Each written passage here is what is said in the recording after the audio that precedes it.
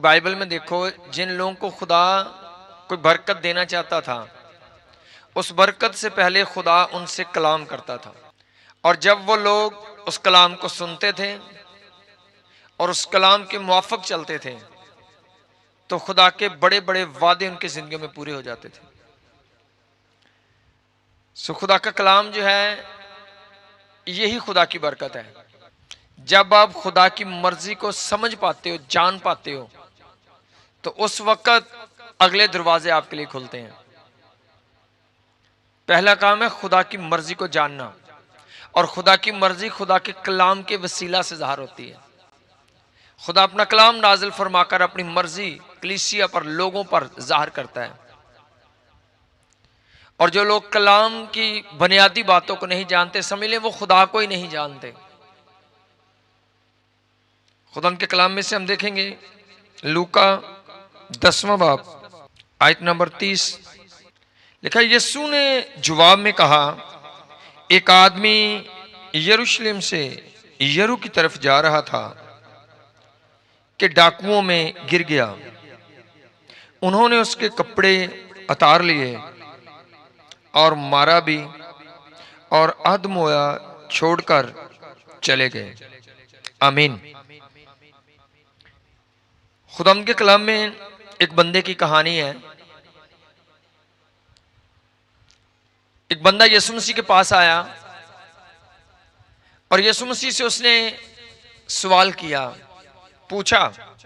वो कुछ सीखना चाहता था खुदा से, और उसका सवाल था कि ऐ खुदावंद, ऐ उस्ताद, मैं क्या करूं कि मैं हमेशा की जिंदगी का वारिस बनूं? मुझे क्या करना है?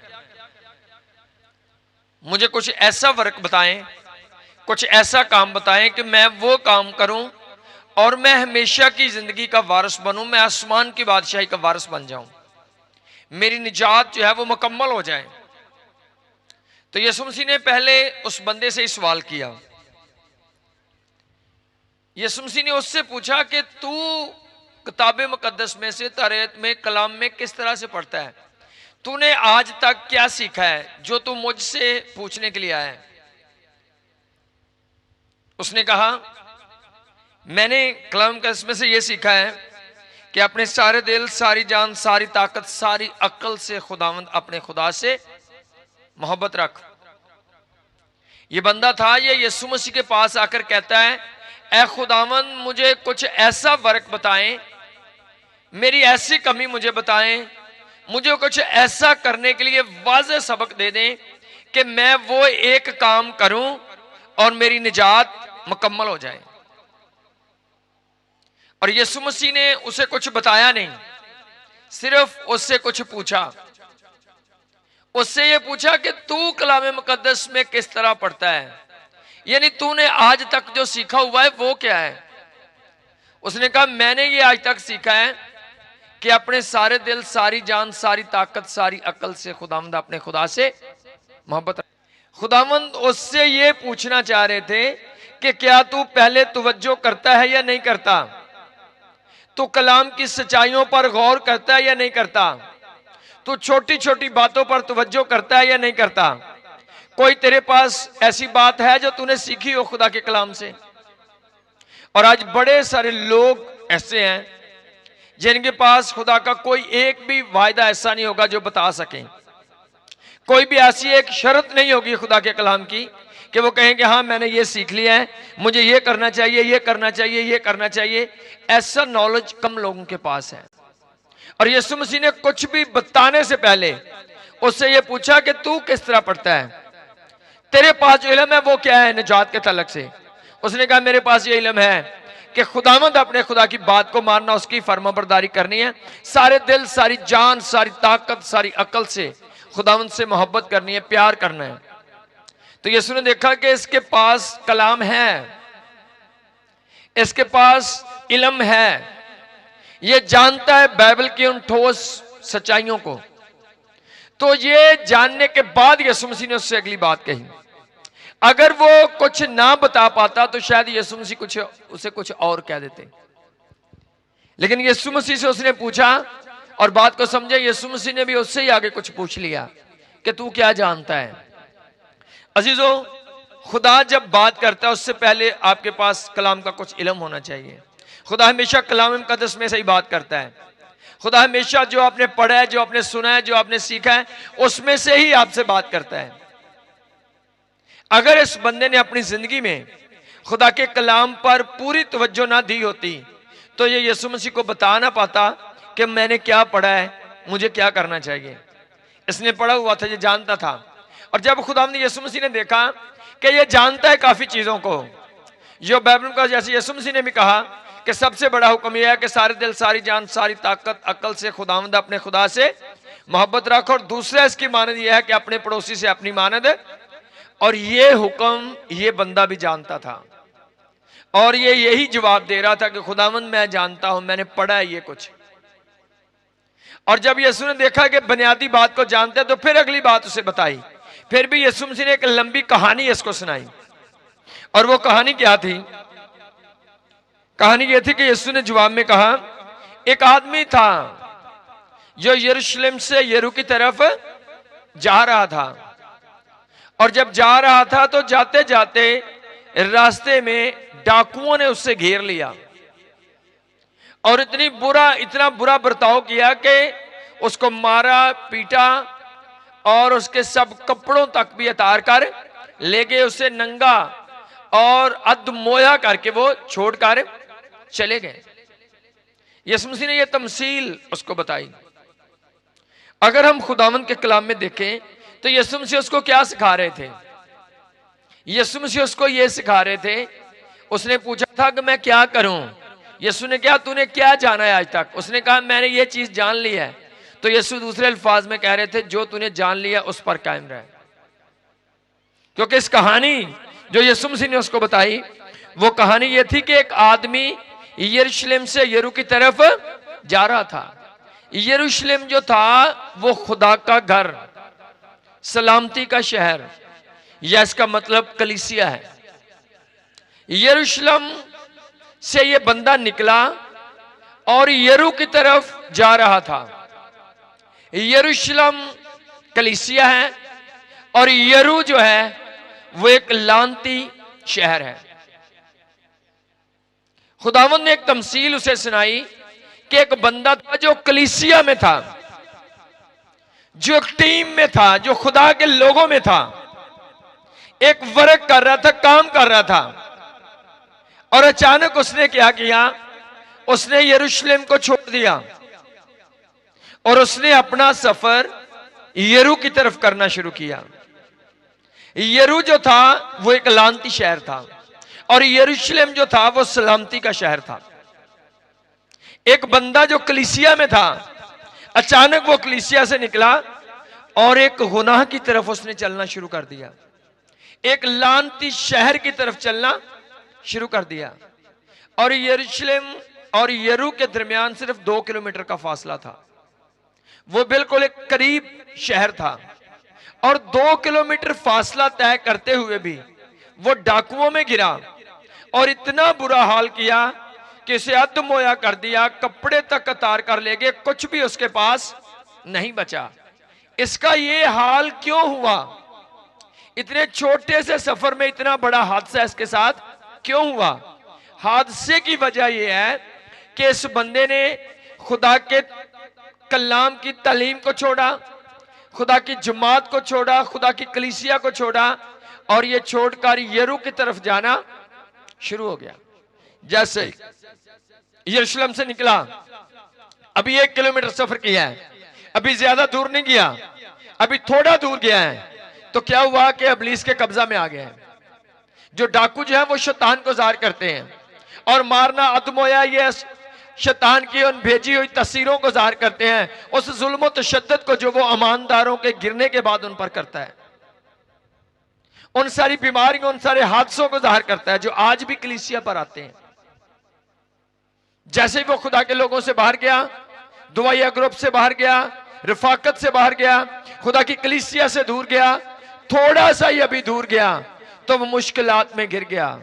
डाकुओं ने घेरा, हालात पहले जैसे नहीं रहे, जुल्म और तशद्दुद होना शुरू हो गया, सब कुछ छीना गया, गुर्बत में प्रॉब्लम के अंदर आ गया। क्यों ऐसा हुआ? क्योंकि वो यरूशलेम से निकल चुका है, खुदा के लोगों में से वो निकल चुका है। कह लें एक ऐसा बंदा जो अपने म्यार पर नहीं रहा, वो गिर गया उस जगह से, और जैसे ही वो गिरा है, इब्लीस को मौका मिल गया उसकी जिंदगी के अंदर काम करने का। जब तक वो यरूशलेम के अंदर है, वो महफूज है, वो बिल्कुल वहां पर सेफ है, कोई प्रॉब्लम उस पर नहीं। पर जब वो यरू की तरफ जाना शुरू हुआ, तो फिर डाकुओं को भी मौका मिला, और इतना मौका मिला कि सब कुछ तबाह बर्बाद हो गया। और ये एक ईमानदार की कहानी है। खुदावंद इसको ये सिखा रहे थे कि तेरे पास इल्म है, तू खुदा के कलाम को जानता है, बुनियादी बातों से तू वाकिफ है। अगर तू इन बातों को छोड़ेगा, अगर तू इन बातों से पीछे जाएगा, अगर तू इस तालीम को रद्द करेगा, तो फिर तेरा भी ये वाला हाल हो सकता है। इसी पर कायम रह, तो तू आसमान की बादशाही का वारिस है। जो तूने जान लिया, जो तूने सीख लिया, सिर्फ वो करते रहना है आपको। सो यरू एक ऐसा शहर था जो खुदा के कलाम में लिखा है कि जब यशुआ जो था, उसने कनान पर कब्जा करने के लिए जो पहला अटैक किया, जो पहली जंग उसने की थी, वो यरू के साथ थी। और जब उसने यरू शहर को गिरा दिया था, तो उसने एक लानत बोली थी कि ये यरू शहर जो गिरा दिया गया है, अगर कोई इसको बनाएगा, तो जब वो बनाना शुरू करेगा, उसकी बुनियादी डालेगा, तो उसका बड़ा बेटा मर जाएगा, और जब वे इसको मुकम्मल करके इसके दरवाजे लगाएगा, फाटक लगाएगा, तो उसका छोटा बेटा भी मर जाएगा।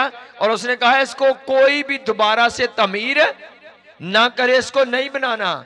अगर कोई कलाम को छोड़कर, खुदा के हुक्म को छोड़कर बनाएगा, तो वो बना तो सकता है, बन तो जाएगा शहर, पर उसके साथ ये दो हादसे होंगे, उसका सबसे बड़ा बेटा भी मर जाएगा, और उसका सबसे छोटा बेटा भी मर जाएगा। क्यों मर जाएगा? क्योंकि मैंने कहा ये शहर दोबारा से नहीं बनाना।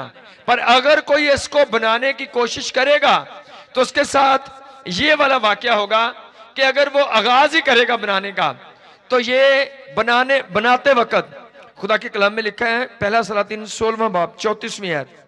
लेकिन क्या हुआ, अखियाब के दिनों में अखील ने क्या किया, उसने इस शहर को तमीर करना शुरू किया। लेकिन जब उसने इसकी बुनियाद ही डाली, तो उसका बड़ा बेटा अब्राम जो था वो मर गया था।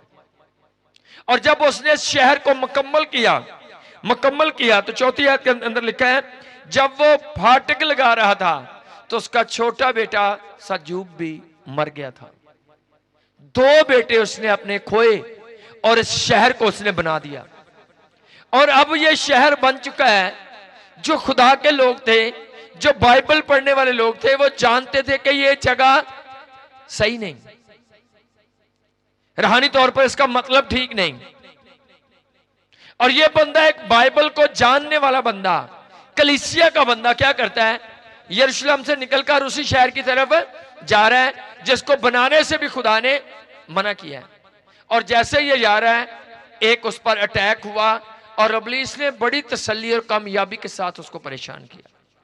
आज अगर खुदा ने आपको चुना है, आप यरूशलेम के अंदर हैं, आप किसी दुआया टीम में आए हैं, आप किसी वर्क के अंदर हैं, आप कलीसिया का हिस्सा हैं, आपको कोई खुदा ने जिम्मेदारी दी है, आप एक रफाकत के अंदर हैं, खुदा की बरकत के अंदर हैं, खुदा आपके साथ है, खुदा के फरिश्ते आपकी हिफाजत करते हैं, खुदा आपकी खिदमत के लिए, आपकी हिफाजत के लिए आसमान से फौजों को एक्टिव करता है।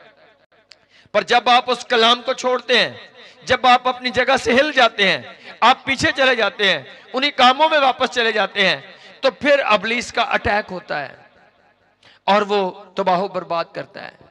और आज ज्यादातर जो कलीसिया प्रॉब्लम के अंदर है, उनकी प्रॉब्लम ये वाली है कि वो कलाम पर कायम नहीं रहते।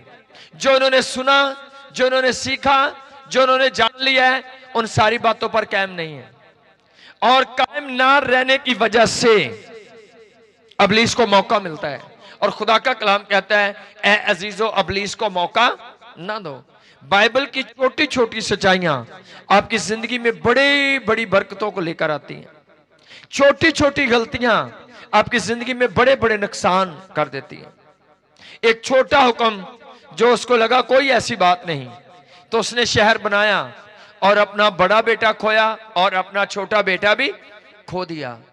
क्या हुक्म था कि ये शहर नहीं बनाना। उसने सोचा बड़े अच्छे मुकाम पर शहर है, अगर बनेगा यहां पर बिजनेस चलेगा, यहां पर ये होगा वो होगा, कोई बुरी बात नहीं, मैं क्या बना रहा हूं, मैं एक शहर ही तो बना रहा हूं।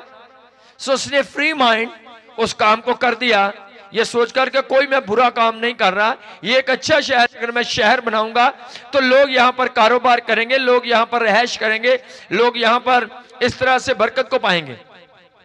लेकिन वो भूल गया कि खुदा ने मना किया है मुझे ये शहर, उसने सेम जगह पर शहर बनाया और वही उसका नाम रखा। और खुदा ने वही काम किया कि बड़ा बेटा भी मरा और छोटा बेटा भी मर गया। आज बड़े ईमानदार जब अपनी कलाम को जो सीखा होता है, सुना होता है, जब उसको छोड़ते हैं तो अपनी बड़ी बड़ी बरकतों को खो देते हैं। लेकिन खुदा चाहता है कि आप बरकत में कायम रहें, आप छोटी सच्चाइयों पर कान लगाएं, छोटी बातों को सीखें। जब आप छोटी छोटी बातों को सीखकर उन पर आप कायम रहेंगे, खुदा बड़ी बड़ी बरकतें आप पर नाजिल करेगा। सो ये बंदा जो था ये जानता था, इसने बताया यीशु को कि मैं जानता हूं कि मुझे खुदावंद अपने खुदा से मोहब्बत करनी है। और यीशु मसीह ने क्या कहा, यीशु ने एक बंदे की कहानी सुनाई और इस कहानी का मफहूम ये निकलता है कि जो तेरे पास उस पर कायम रहे, छोड़ना नहीं। इस बंदे ने छोड़ा था और उस पर ये मुसीबतें आई थी। और तूने क्या करना है, तू इस तालीम पर कायम रहे, तू इन बातों पर अमल करता रहे, तूने कभी अपनी जगह से हटना नहीं है। अगर तू कलाम पर कायम रहेगा तो तेरी बरकतें तेरे पास कायम रहेंगी। लेकिन अगर तू कलाम को छोड़ेगा तो फिर ये बरकतें भी तुझे छोड़कर चली जाएंगी। सो खुदा चाहता है अगर आप दुआ करना ही सीख गए हो तो आपको वाकया ही दुआ करते रहना है। जो करना आपको आता है या जो आप अपनी जिंदगी में कर रहे हो, हमेशा करते ही रहना है। इसलिए यीशु ने कहा दुआ करते रहना और हिम्मत ना हारना चाहिए। जो भी आप सिर्फ आना ही शुरू हुए हो तो कभी बंद मत करना, आते ही रहना है। तो इसका मतलब आप कलाम पर कायम हो। अगर आकर कुछ करना शुरू हो गए हो तो हमेशा आपको करते ही रहना है, उसी काम में आपकी भलाई है।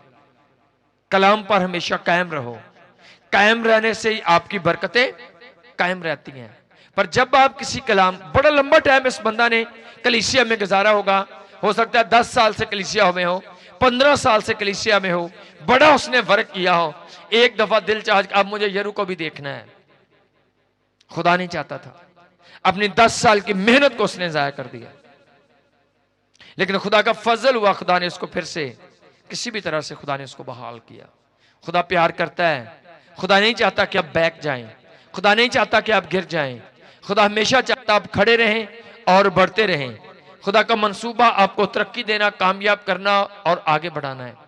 लेकिन अगर आप चलते रहेंगे खुदा आपको ब्लेस करेगा। सो खुदा इस कलाम के वजह से आप सबको बड़ी बरकत बख्शे।